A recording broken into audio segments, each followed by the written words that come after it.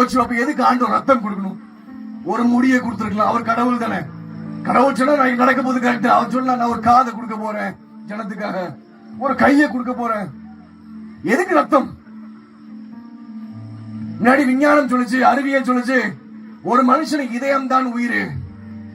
இதயத்தை எடுத்தோம்னா மனுஷன் உயிர் வாழ மாட்டாங்க. கடைசியில இந்த இதய அறுவை சிகிச்சை பண்ணி டிரான்ஸ்பிளான்ட் பண்ணாரு. இந்த இதயத்துக்கு அங்க மாத்திரம் ஆரம்பிச்சாங்க. அப்புறம் புரிஞ்சுக்கிட்டாங்க இதயத்துல உயிர் கிடையாதுட்டாங்க. இல்ல மனுஷனுக்கு மூளைதான் உயிர்.